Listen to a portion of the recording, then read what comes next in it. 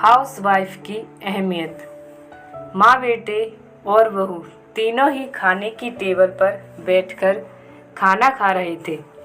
खाते समय लड़का अपनी पत्नी को बोला, सीमा तुमने आज भी दाल चावल बनाया।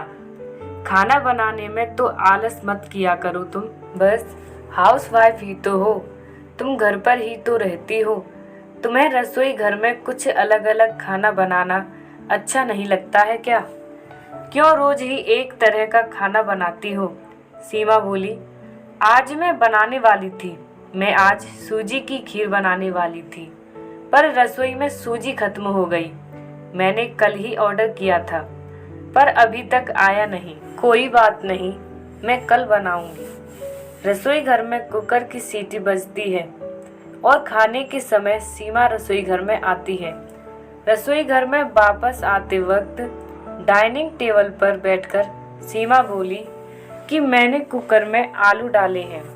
शाम को मैं आलू के बड़े बनाने वाली हूँ। यह सुनकर उसकी सास को भी खुशी हुई। गोपाल बोला, अच्छा है, तुम दोनों को तुम्हारी पसंद की चीज बनाने में और खाने में बहुत मजा आता है। ऐसे में दरवाजे की बेल बजी। सीमा वापस खाने के टेबल पर से उठी और दरवाजा खोला। डिलीवरी बॉय सूजी लेकर खड़ा था। पार्सल लेकर सीमा वापस खाने के टेबल पर खाना खाने के लिए बैठी। तभी माँ बेटे से बोली कि तूने अगर दरवाजा खोला होता तो फिर क्या होता? बेचारी ठीक से खाना भी नहीं खा सकती। तो बेटा बोला, सॉरी, मैं उठ नहीं सकता, मुझे ऑफिस जाने के लिए देर हो रही है। फिर रूम में चला जाता है। वो सीमा को आवाज़ देता है, मेरी फाइल मिल नहीं रही है, तुम ढूंढ कर दो सीमा। फिर एक बार खाने की टेबल से उठने वाली थी और उसके तरफ जाने वाली थी। तभी सास ने उसे रोका, छोटा बच्चा नहीं है वो, खाओ तुम खाना। थोड़ी देर बाद रूम से गोपाल की आवाज़ आई, फाइल मिल गई। सास और बहू दोनों ही खाने के टेबल पर एक दूसरे की तरफ देखकर हंसने लगी। गोपाल ऑफिस जाने के लिए निकल गया। सीमा ने सारा काम खत्म किया। रात को आलू बड़ा खिचड़ी भी बनाई। खाना देख गोपाल और सास खुश हो जाते हैं। सीमा सब काम निपटा के सो जाती है। दूसरे दिन सुबह गोपाल उसके बेडरूम में फाइल ढूंढ रहा था और वह फाइल ढूंढने की वजह से बेडरूम पूरा अस्त व्यस्त कर दिया। गोपाल अकेले में बड़बड़ा रहा था। इस घर में कभी भी कोई चीज समय पर नहीं मिलती है। इन औरतों को कोई काम नहीं होता, इसलिए दिन भर इधर का सामान उधर करती रहती हैं। उसके आवाज से सीमा वापस उसके रूम में आती है और रूम की बुरी हालत देखकर उसे गोपाल पर गुस्सा आता है। वह गोपाल को पूछती है, आप क्या कर रहे हो? तभी गोपाल बोलता है, मैंने तुम्हें पिछले दिन दी हुई फाइल कहाँ पर है? सीमा तुरंत वह फाइल बाहर निकालती है और वह गोपाल को दे देती है। सीमा गोपाल को कहती है, इतना सारा सामान बिखेरने से पहले मुझसे एक बार पूछा तो होता। इतना सामान बिखरा पड़ा है, मैं क्या दिन भर यही काम करती रहूंगी क्या? उल्टा गोपाल सीमा पर चिल्ला देता है और बोलता है कि क्या काम रहता है दिन भर तुम्हें? इतना काम भी तुम नहीं कर सकती क्या? दिन भर सोते ही तो रहती हो सिर्फ। माँ के कहने पर हाउसवाइफ से शादी करके बहुत बड़ी भूल की मैंने। ऐसा बोलकर गोपाल ऑफिस के लिए निकल गया। पति पत्नी का बोलना माँ के कानों पर पड़ता है, जो गोपाल को पता नहीं था। माँ सीमा के पास जाती है, तभी सीमा रो रही होती है। कोई भी गलती नहीं होते हुए भी गोपाल उस पर चिल्लाया, यह उनको पता था। सीमा से वह बहुत प्यार करता है। सीमा भी उसे बहुत प्यार करती है।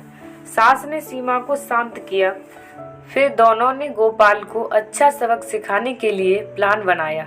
दूसरे दिन सुबह गोपाल नींद से जागा, तभी वह सीमा को चाय के लिए चिल्ला रहा था। तभी माँ नजदीक के सोफे पर बैठी थी। वह बोलती है, सीमा घर पर नहीं है, वह किसी काम के लिए अपने मायके गई है। गोपाल फोन निकालता है और सीमा को फोन करने लगता है। तभी माँ उसे रोकती है और बोलती है कि फोन मत करो, वह मायके ही तो गई है, 2-3 दिन में आ जाएगी। गोपाल फोन रख देता है और माँ को बोलता है कि माँ चाय, तभी माँ बोलती है, हाँ 2 कप बनाना, मैं भी पीऊंगी। इच्छा न होते हुए भी गोपाल चाय बनाने के लिए रसोई घर में जाता है। माँ सोफे से खड़ी होती है, बेटा गोपाल को पुकारती है। वो सोचने लगता है कि माँ उसे रोकेगी और खुद चाय बनाएगी, पर माँ बोलती है, मेरी चाय में शक्कर कम डालना। गोपाल चाय बनाता है और चाय लेकर आता है। माँ और बेटा दोनों ही चाय पीते हैं। फिर माँ बोली, चाय अच्छी बनाई है, पर सीमा जैसे नहीं। वो चाय बनाती है तब तुलसी के पत्ते डालती है। उस चाय की तो बात ही अलग होती है।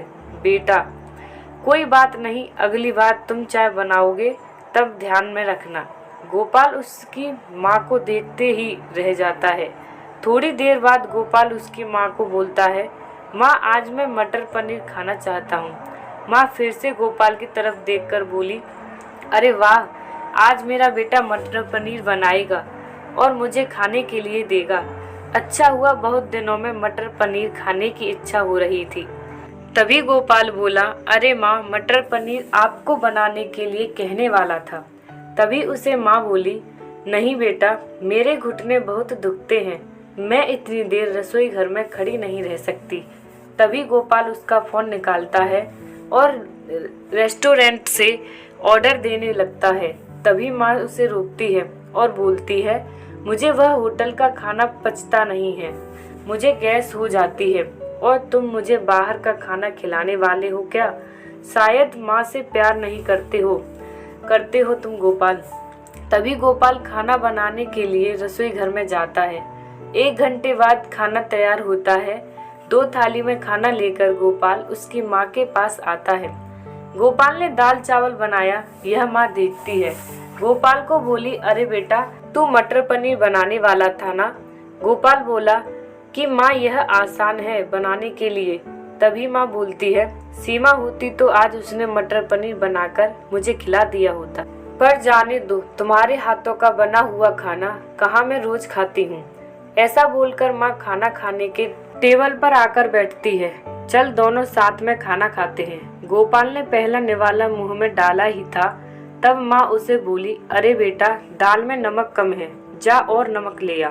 वो खाते खाते उठता है और रसोई घर से नमक लेकर आता है और माँ को देता है। फिर से खाने के लिए बैठता है। तभी बीच में माँ खांसने लगी और गोपाल को बोलती है, अरे बेटा, निवाला गले में अटक गया है, थोड़ा पानी लाना। गोपाल फिर खाते खाते उठा और पानी लाने गया। फिर वो पानी माँ को दे देता है। इस सब में गोपाल के चेहरे पर गुस्सा स्पष्ट रूप से दिख रहा था कि वह सीमा के साथ जिस प्रकार बर्ताव कर रहा था उसे कितना बुरा लगता होगा। वो यह सब खुशी से करती थी। उसके चेहरे पर कभी भी कोई शिकन नहीं दिखी। वह सोचते सोचते खाना खा रहा था। माँ यहीं पर नहीं मानी। खाना होने के बाद माँ गोपाल को बर्तन धोने के लिए कहती है और माँ रूम में आराम करने चली जाती है। माँ उसे परेशान करने का कोई मौका नहीं छोड़ती। वो गोपाल को बुलाकर चद्दर ओढ़ने के लिए कहती है।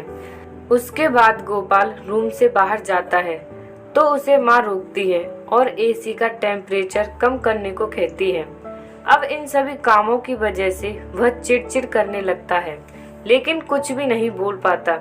दूसरे दिन सुबह जल्दी उठ जाता है। उसे ऑफिस जाना होता है, इसलिए वह जल्दी सब्जी काटता है, पर उसका ध्यान सब्जी की तरफ नहीं होता। वह सीमा का विचार कर रहा होता है। वो सोच रहा होता है, हाउसवाइफ का काम आसान होता है, ऐसा मुझे लगता था, पर सच में वैसे नहीं है। मैं कितना गलत बर्ताव करता था सीमा के साथ। मन ही मन पछता रहा होता है। तभी सब्जी काटते समय अपनी उंगली काट लेता है। वह उठकर बेसिन में उंगली धोने के लिए जाता है। ऐसे में सीमा उसके पास आती है और हाथ पर पट्टी बांधने लगती है। मतलब सीमा अपने मायके गई ही नहीं थी, गोपाल से छुपकर उनके ही घर में थी। यह तो सास और बहू का प्लान का एक हिस्सा था। गोपाल सीमा को देखकर खुश हो जाता है। वह उससे माफ़ी मांगता है। वह सीमा को बोलता है कि घर का काम करना बहुत आसान होता है। तुम घर पर रहती हो, तुम्हें क्या काम रहता है, ऐसा मैं हमेशा बोलता था, पर एक ही दिन में मुझे सब समझ आ गया। मैं तुम्हें ऐसा कभी भी नहीं बोलूँगा और इसके आगे हम एक साथ घर के काम करेंगे। अगर घर हमारे दोनों का है तो घर के काम भी हम दोनों ही करेंगे। दोनों का बोलना माँ बाहर से सुन रही थी। वह दोनों के लिए बहुत खुश थी। धन्यवाद।